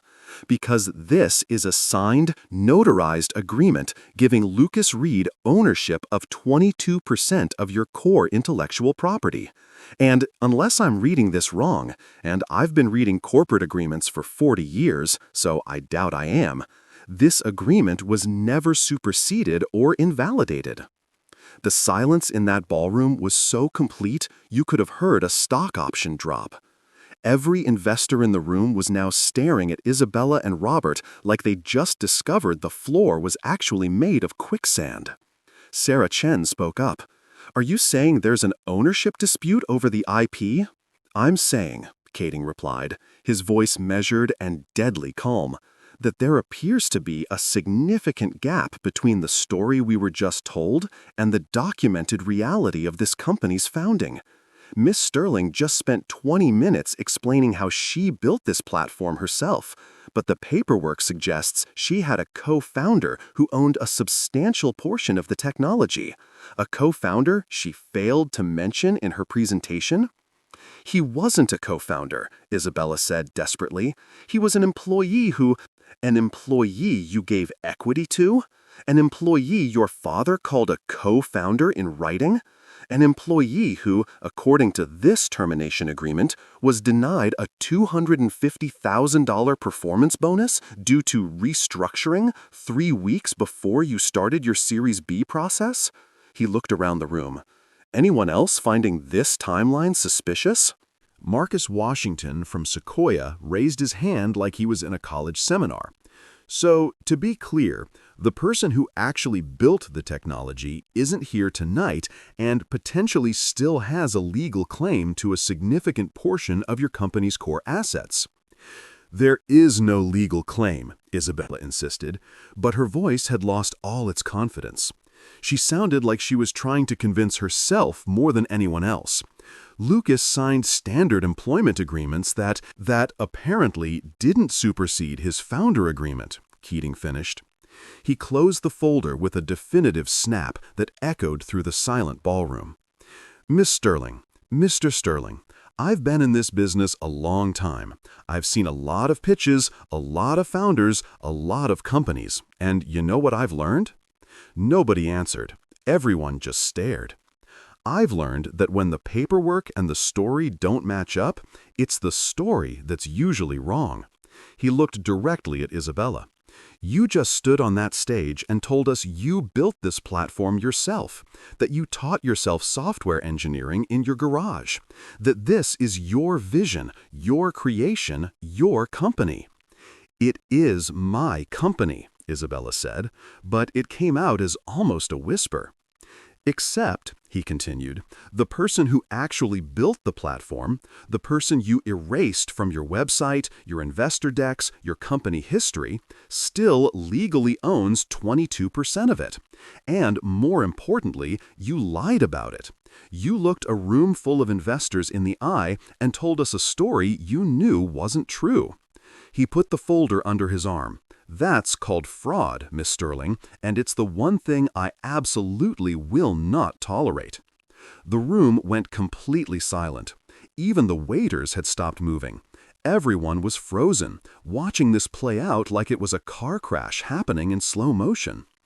Mr. Keating, Robert tried one more time, his voice cracking, if we could just discuss this privately, I'm sure we can— Can what? Keating's voice was ice. Explain why you fired your co-founder 3 months before your funding round? Explain why you rewrote your company's history to erase him from it? Explain why you withheld his earned bonus right before trying to raise $20 million? He shook his head. There's nothing to discuss. The due diligence is over. He looked around the room at the other investors. For anyone else considering putting money into this company, I strongly suggest you review these documents before writing any checks. Because right now, you're not investing in a company with clear ownership. You're investing in a lawsuit waiting to happen.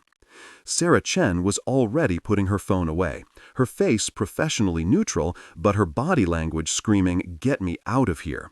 Marcus Washington was muttering something to his associate, who was frantically typing on his phone. Other investors were backing away from Isabella and Robert like they were radioactive. Keating turned back to Isabella one last time. "Congratulations, Miss CEO," he said, and his tone was so calm, so measured, so completely devastating. "You just lost your company." Then he walked out. Just turned around and walked through the ballroom doors like he was leaving a restaurant after a disappointing meal. Not like he just nuked a Series B funding round from orbit. The other investors followed. Not all at once, that would have been too dramatic, but in a steady stream over the next few minutes, all of them finding reasons to leave, excuses to make calls, urgent meetings to get to. The ballroom that had been full of promise and champagne and potential millions of dollars emptied like someone had pulled a fire alarm. Somewhere inside me, a choir started singing the Hallelujah chorus, full orchestra, complete with triumphant trumpets. I tried not to laugh, tried to maintain some semblance of dignity, but oh my God, it was hard. Isabella stood in the center of the rapidly emptying ballroom, her face cycling through emotions faster than I could track them. Shock, denial, anger, panic. She looked like someone who just watched their entire world collapse and couldn't quite process it yet. Robert had collapsed into a chair, his head in his hands. Tom, the CFO, was on his phone, probably calling their lawyers, probably trying to figure out how to spin this disaster into something salvageable. Isabella's face went white first, like someone had drained all the blood from her body. Then red, a deep crimson that started at her neck and spread up to her perfectly made-up face. Then, and this was my favorite part, a shade of purple I didn't even know existed on the human color spectrum. It was like watching a sunset, if sunsets were made of rage and consequences and the dawning realization that you'd completely screwed yourself. Her mouth opened and closed several times. No words came out. She looked at her father, who couldn't meet her eyes. She looked at the empty chairs where millions of dollars had been sitting just minutes ago. She looked at the stage where she just delivered what she thought was the performance of her life. And then she saw me through the glass wall of the conference room. Our eyes met across the space. I don't know if she recognized me at first. I was sitting in darkness after all, just a silhouette in an empty room. But then I stood up, stepped closer to the glass where the light from the ballroom hit my face, and I smiled. Not a mean smile, not a gloating smile, just a calm, satisfied smile that said everything I needed to say. I told you, this was just business. Her expression shifted to pure horror. Her hand came up, pointing at me, and she said something to her father. He looked up, saw me, and the little color left in his face drained away completely. I gave them a small wave, just a little one, the kind you give to neighbors you don't particularly like. Then I turned and walked out of the conference room, through the empty corridors of the Grand Meridian and out into the night air that had never smelled sweeter. Behind me, I could hear shouting, Isabella's voice, high and panicked, calling my name. Security's radio crackling, footsteps running, but I was already gone. 2 days later, I got an email. Subject line, "We need to talk." It was from Robert's personal email, not his company one, which told me everything I needed to know about how desperate they were. When the chairman starts using his Gmail instead of his corporate account, you know things have gone from bad to, oh God, our lawyers told us to be careful about what we put in writing. The email itself was a masterpiece of restrained panic. Lucas, I hope we can discuss this situation like reasonable adults. I believe there's been a misunderstanding about the nature of your role at the company. Perhaps we could meet for coffee and clear this up. A misunderstanding? Right. We'd understood our way right into me owning 22% of their intellectual property and them losing a $20 million funding round? Easy mistake to make.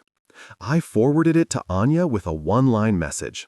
Tell them I charge by the million. She called me 5 minutes later, laughing so hard she could barely talk. Oh my God, Lucas, did you see Isabella's LinkedIn? No, why? She posted this whole thing about taking time to focus on personal growth and mental health, which is rich person speak for, I'm hiding until this blows over. Is it going to blow over? Not even a little bit, Anya said cheerfully. I've had 3 of their investors call me already. They want to know if Nexus Bridge is interested in buying them out, or if we're planning to sue, or basically what we want to make this nightmare go away for them.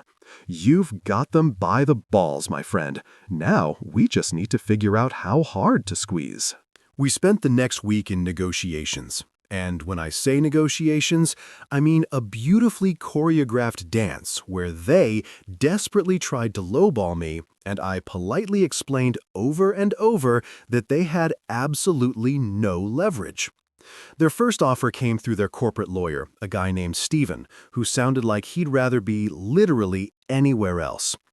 Mr. Reed, my clients are prepared to offer you $200,000 for a full release of all claims against the company. I was sitting in my apartment when he called, eating cereal straight from the box because I'd run out of clean bowls. $200,000? I repeated. That's less than the bonus you already owe me. Thanks, but I'll pass. Mr. Reed, I don't think you understand the position you're in. If this goes to court, it could take years, and legal fees alone. Stephen, can I call you Stephen? I didn't wait for an answer.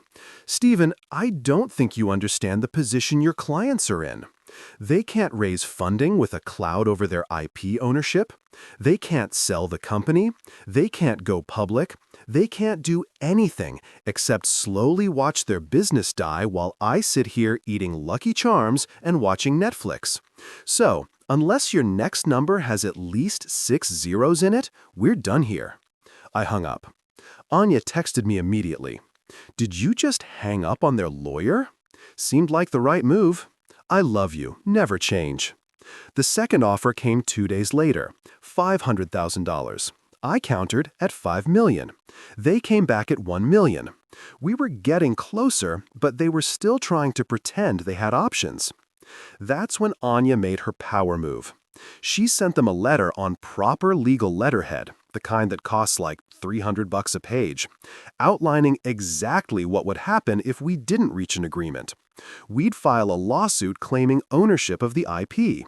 We'd seek an injunction preventing them from using the platform until ownership was resolved. We'd notify all their current customers about the legal dispute. We'd contact every investor who'd ever given them money. Basically, we'd burn their company to the ground legally and publicly, and there wouldn't be anything left but ashes and regrets. The letter ended with, "However, my client is willing to resolve this matter quickly and quietly for the fair market value of his ownership stake. We have calculated this at $4.2 million based on the most recent valuation used in your Series B materials. This offer expires in 72 hours. 72 hours. 3 days. That was another power move. Give them just enough time to panic, but not enough time to come up with a clever alternative.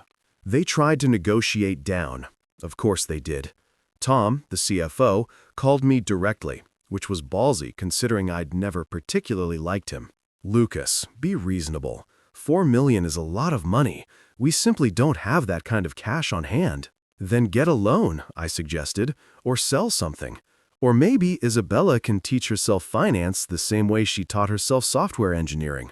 There's no need to be hostile. Tom, you watched them fire me in a glass conference room and said nothing. You helped them erase me from the company history. You stood there at that Series B pitch while Isabella lied to a room full of investors about who built what.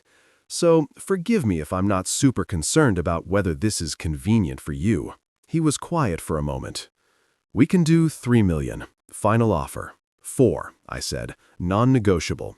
You've got, I checked my phone, 47 hours left. The next day, Sophia called. I almost didn't answer, but curiosity got the better of me. Lucas, please, she said, and she sounded like she'd been crying. You're destroying my family. I'm not destroying anything, I said calmly.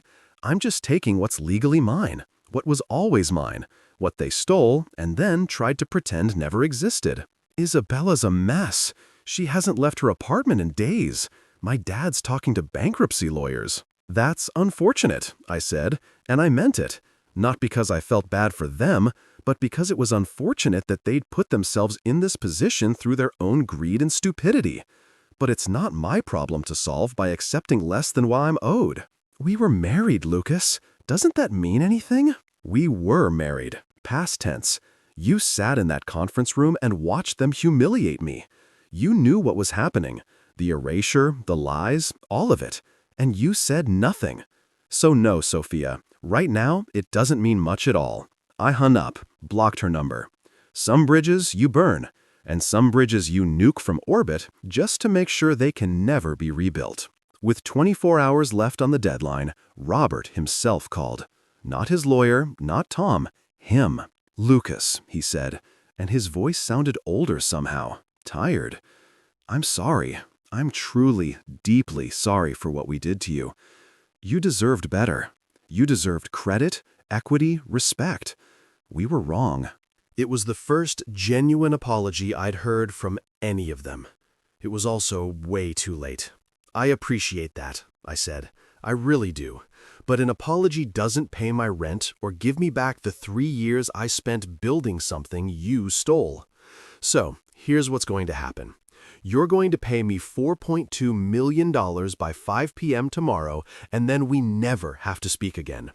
And if we can't, then I file the lawsuit Monday morning, and instead of this being a quiet settlement that nobody knows about, it becomes a very public legal battle that destroys whatever's left of your company's reputation. Your choice." He was quiet for a long time. "We'll have the money." They did. At 4:45 p.m. the next day, 15 minutes before the deadline, my bank account received a wire transfer for $4,200,000. I stared at my phone for a solid 5 minutes, refreshing my banking app over and over, because surely this couldn't be real. Surely I wasn't actually looking at 7 figures in my checking account. But I was. The money was real. The victory was real. The justice, delayed and hard-fought and absolutely satisfying, was real. Anya called immediately. "Did you get it?" "I got it." "How does it feel?" I thought about that. How did it feel? It felt like validation. It felt like proof that I hadn't been crazy, that my contributions had mattered, that you can't just erase someone and expect no consequences. It felt like 3 years of work finally getting recognized and paid for. It felt like justice. But mostly, it felt like I could finally afford therapy to process all of this.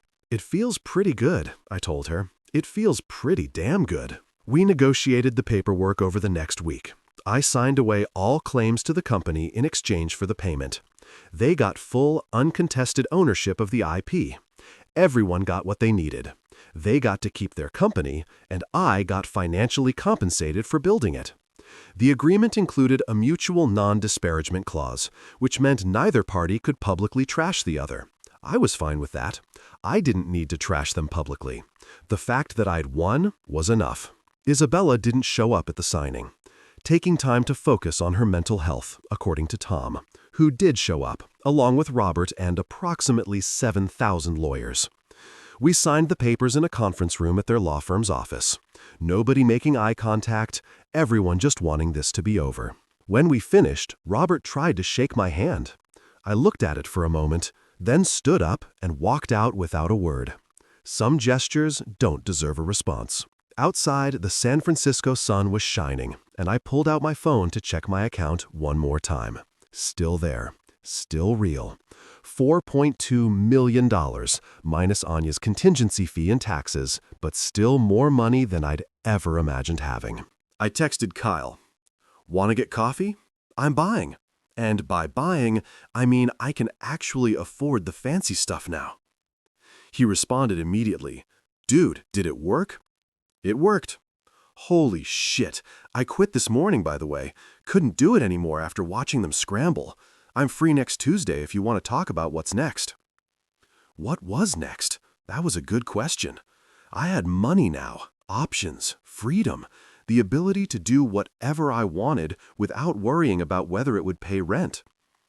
I thought about starting my own company, doing it right this time, building something where people got credit for their work, where founders meant founders, where success was shared instead of stolen. But first, I was going to do something I hadn't done in 3 years. Take a vacation, a real one, somewhere expensive, somewhere I'd always wanted to go but couldn't afford. I pulled up Tesla's website on my phone, configured a Model S, Obsidian Black, all the upgrades, clicked order. Then I called Anya. Lawyer friend of mine just made me very rich. Want to help me celebrate? I thought you'd never ask. Where are we going? I don't know yet, I admitted. Somewhere they serve drinks with umbrellas, and nobody knows who the hell Isabella Sterling is. Perfect. I'll pack my bags. Justice doesn't always come with fireworks. Sometimes it's an email confirmation that hits your inbox at 4:45 on a Friday afternoon. Sometimes it's watching 7 digits appear in your bank account. Sometimes it's the quiet satisfaction of knowing that when they try to erase you, you just rewrote yourself back into the story with a bigger role and a better ending. The hoodie still hangs in my closet, right there between my good suits and the leather jacket I bought to celebrate becoming a millionaire. I kept it, which probably seems weird to people who know the story. Why keep a reminder of the worst day of your professional life? Why hang on to a piece of cheap promotional merchandise that was literally designed to humiliate you on your way out the door? But here's the thing. It's not a reminder of the worst day anymore. It's a trophy. It's a punchline. It's my favorite comedy prop, and I will never, ever get rid of it. I'm sitting in my new apartment, which is less of an apartment and more of a, holy crap, I have a view of the Golden Gate Bridge from my living room situation, about 8 months after the settlement. The Tesla is parked downstairs in my assigned spot, the one that cost an extra 50 grand but was totally worth it because it has an EV charger built in. Life is, to put it mildly, pretty good. Kyle's here too, sitting on my absurdly expensive couch that I bought purely because the salesperson said it was designed in collaboration with an award-winning architect, which apparently means it costs as much as a used car, but is shaped like a kidney bean. He's my co-founder now. We're building something new, something better, something where everyone who contributes actually gets credit and equity and is treated like a human being instead of an erasable line item. You still have that thing? Kyle asks, pointing at the hoodie visible through my open closet door. Are you kidding? I say. That hoodie is a historical artifact. That hoodie is going in a museum someday. The severance package that launched 1,000 lawsuits. There was only one lawsuit, and you didn't even file it. Details. I wave him off. The important thing is that hoodie represents a pivotal moment in tech history, the moment when corporate arrogance met its match. Kyle laughs, shaking his head. You're ridiculous. I'm rich and ridiculous, which is way better than being poor and ridiculous. Trust me, I've been both. My phone buzzes. It's a text from Anya. Dinner tomorrow. Need to discuss the new venture capital interest. Also saw Isabella's LinkedIn. You're going to love this. I immediately check LinkedIn because I'm petty and I've earned the right to be. Isabella's profile now lists her as advisor and consultant instead of CEO. Her header image has changed from a professional photo of her looking confident and powerful to some generic inspirational quote about resilience. Her recent post is about learning from setbacks and the importance of humility in leadership. I screenshot it and send it to Kyle. Character development, I type. Too bad it took $4.2 million to unlock it. Think she learned anything? Kyle asks. Honestly, I don't know, and I don't really care. That's the beautiful part about winning. You don't have to care anymore. She's not my problem. She's not my responsibility. She's just someone I used to know who made some really bad decisions. I get up and walk to the closet, pull out the hoodie, and hold it up. It's been washed exactly once, the day after I got it, because it smelled like defeat and conference room air freshener. Now it just smells like regular detergent and victory. You know what the best part is, I say to Kyle? Every single time I look at this thing, I remember exactly what she said. Here's a hoodie and a 50. Like that was supposed to be enough. Like 3 years of my life was worth less than a dinner at a mid-range restaurant. To be fair, Kyle points out, it was a pretty nice restaurant. $50 could get you appetizers and an entree if you ordered carefully. You're missing the point. No, I get the point. The point is they massively underestimated you, and it destroyed them. Exactly. I fold the hoodie carefully and put it back in the closet. The point is that they thought I was disposable.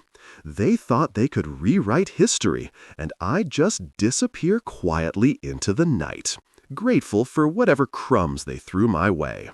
My doorbell rings. It's the food delivery. Thai food from this place that costs an unreasonable amount, but makes pad Thai that tastes like it was blessed by angels. I tip the delivery guy $40, because I can. Because having money means you can make other people's days better.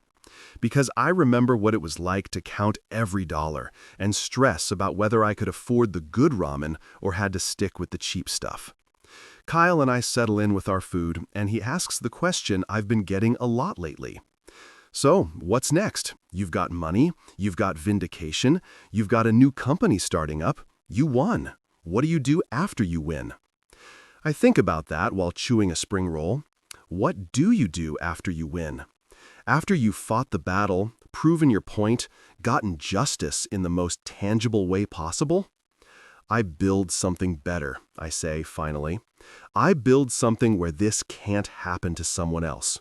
Where founders actually means founders. Where equity means equity. Where if you build something, you get credit for building it. You sound like a motivational poster. Maybe I am a motivational poster. A motivational poster with $4.2 million and a grudge that turned into a business plan. Robert Sterling just endorsed you on LinkedIn for software architecture. The man who fired me, who erased me, who sat silently while his daughter rewrote history and pretended I never existed, just publicly acknowledged that I'm good at the thing I built his entire company on. I show Kyle, who literally spits out his Thai iced tea. Is he serious right now? I think it's an olive branch, I say, studying my phone like it's about to explode. I think it's his way of saying I'm sorry without actually having to say the words. Are you going to accept it? I hover my thumb over the remove button. I could delete this endorsement. I could block him. I could spend the next however many years making sure he knows I haven't forgiven him for what he did. Or I could just let it be. Let it exist as a weird, awkward acknowledgement that I was right and they were wrong. That history got corrected, even if it took $4.2 million to do it. I close LinkedIn without removing the endorsement. You know what? Let him endorse me. Let it sit there on my profile as proof that even he had to eventually admit the truth. That's very mature of you. I'm growing as a person. Money does that to you. Makes you magnanimous. Kyle raises his Thai iced tea. To being magnanimous. I clink my beer bottle against his glass. To being magnanimous. And to hoodies that cost companies millions of dollars. A few weeks later, I run into Blake. Blake Chen, no relation to Robert and Isabella, thank God, who took over as CEO after Isabella's mental health break became a permanent resignation. We meet for coffee at this hipster place in the Mission District that serves lattes with foam art so complicated it seems like a waste to drink them. I wanted to thank you, Blake says, stirring his overpriced beverage. You know, for not completely destroying the company. You could have. You had every right to burn it all down. Thought about it, I admit, but then I realized there were like 40 employees there who had nothing to do with what happened. People just trying to do their jobs and pay their mortgages. Didn't seem fair to nuke their livelihoods because I was mad at the founders. That's surprisingly reasonable. Don't spread that around. I have a reputation as a vengeful tech genius to maintain. Blake laughs. Listen, I know there's bad blood, obviously, but the platform you built is solid, really solid. We're growing, we're profitable, we're doing good work, and everyone there knows you built it. I made sure of that. Your name's back on the website, back in the credits, back in the company history, where it belongs. I pull up their website on my phone. Sure enough, there's a whole section now, Our History, and right there in the second paragraph is my name. Co-founded by Robert Sterling and Lucas Reed in 2019, the company started with a simple vision. It's not everything. It's not an apology or a time machine that lets me go back and prevent the whole mess. But it's something. It's the truth, finally in writing, where everyone can see it. Thanks, I tell Blake. That actually means a lot. We're working on some new features, he continues, really innovative stuff. And I thought maybe you'd want to consult. Paid, obviously, fair rate, no equity drama, no founder disputes, just you helping us build something cool. I consider it. Part of me wants to say no out of principle, to maintain the grudge, to never work with that company again in any capacity. But another part of me, the part that actually enjoys building things, that misses the technical challenges, that remembers what it was like when the work was just about the work, is intrigued. Send me the specs, I say. I'll think about it. Fair enough. We shake hands, and I realize this is closure. Real closure. Not the legal kind that comes with settlement agreements and non-disparagement clauses, but the human kind, where you move forward because staying angry is exhausting and life is too short to spend it nursing grudges that have already been settled. That night, I'm back in my apartment, and I walk over to the closet one more time. Look at the hoodie hanging there. This ridiculous piece of corporate merchandise that was supposed to be an insult but became a symbol of something else entirely. Hey, old friend, I say to it, because I'm alone and talking to clothing is apparently what I do now. Thanks for the $4.2 million. And I mean it. That hoodie was supposed to be a humiliation, a final insult, a cheap consolation prize for someone they'd used up and thrown away. Instead, it became a reminder. A reminder that when people underestimate you, when they think you're not smart enough or angry enough or persistent enough to fight back, that's when you have the advantage. My wife, ex-wife now, the divorce finalized about a month after the settlement, tried to apologize again last week, called me out of nowhere, said Isabella didn't mean it that way, said the family was going through a hard time, said maybe we could try again. I kept the response simple. Don't worry, I didn't mean it that way either when I took back what was mine. Then I hung up and blocked her number for good this time. Some chapters end, and you don't need to keep rereading them. Justice doesn't always come with fireworks, I've learned. It doesn't always look like the movies, where the hero gives a big speech and everyone claps and learns an important lesson about morality. Sometimes justice is quiet.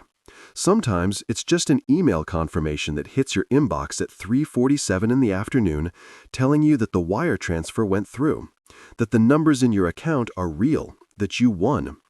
Sometimes justice is a hoodie in your closet that was supposed to humiliate you but ended up funding your next venture. Sometimes justice is knowing that when they tried to erase you, you just rewrote the story with yourself as the protagonist instead of the footnote. And sometimes justice is just being able to order Thai food without checking the prices first, tip generously, drive a Tesla, and sleep well at night knowing that truth is more expensive than lies, but it's worth every penny. The hoodie stays in the closet, not hidden away in shame, but displayed proudly. A reminder that no matter how much someone tries to diminish your worth, you get to decide your own value. And my value, as it turns out, was $4.2 million plus interest, a successful new company, and the satisfaction of watching people who thought they were untouchable learn a very expensive lesson about hubris. Not bad for a guy who once got fired with promotional merchandise and a gift card. Not bad at all.